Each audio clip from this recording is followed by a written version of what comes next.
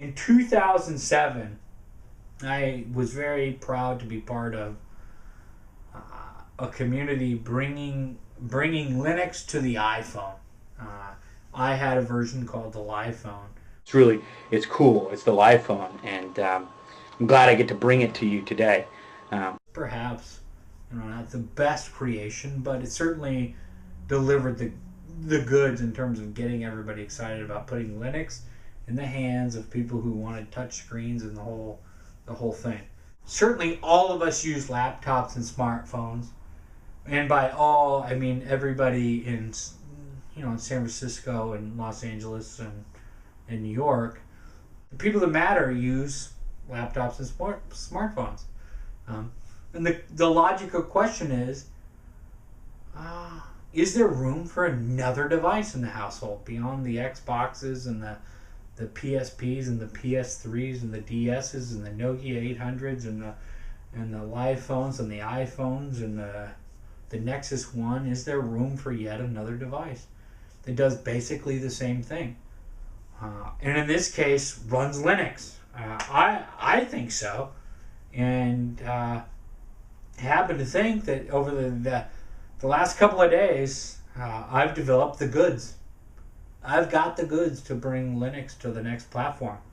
So, without further ado, I'd like to introduce the LiPad, Linux in tablet form.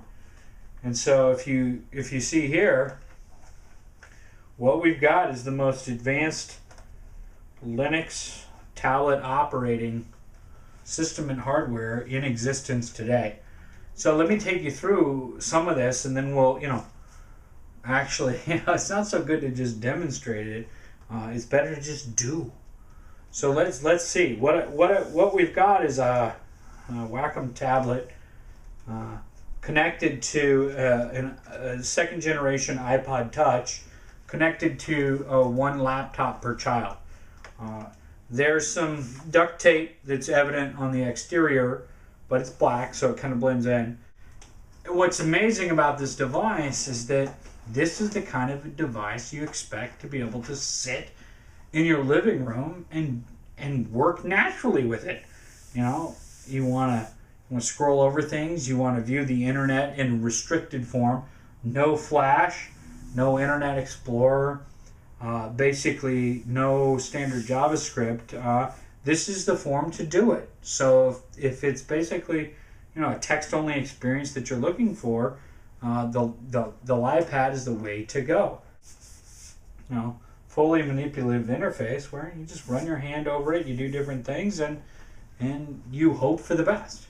Watch media, enjoy media in an interface that is more natural to that media. I would love to show it to you today, but I haven't cracked the encryption code yet, nor downloaded the hack to decode the DVDs. I would have shown you Star Trek or Transformers 2, but unfortunately that's not working, so the best I can do is re-encode some YouTube videos, which I've done, but not on this device. And I think what's exciting everyone about the iPad format, and for some time the tablet format, is the fact that you can just, it's natural, that you can kind of just do things. And I can assure you that with the iPad, nothing works the way you expect. I mean, email, you're lucky if you can get one out. With browsing the web, I mean, frankly, you can get to Slashdot. The idea of word processing and whatnot, we leave that to other people to do anyway. I mean, people who work on Linux, it's really not important that you be able to do those sort of things. It's important that you actually be able to get hardware to boot. What's this going to cost? At roughly $153.52 on eBay. It takes about 8 weekends to get the install to work. Now, we don't have a fancy deal with AT&T, but I'm sure if you're clever, you'll be able to hack the networks. We think it's revolutionary. Now, what I want to do is kind of just leave you with a simple question and answer. Why bother? Why bother? Why do Linux in a tablet form? because it's not Apple and it's not Microsoft. So we should do something else. And the reality is Linux has always been at the intersection of anti-culture and free shit. When we look at this thing, it's technologically okay. It's pretty impossible to use, but it's basically free. Frankly, that's what matters with Linux, that you can get by. It's a little different what you expected, but we think it's magical because we're forcing you to do things you wouldn't normally do when you sit down to compute. And on one of these, you'll be extremely cool, or at the very least on the fringe.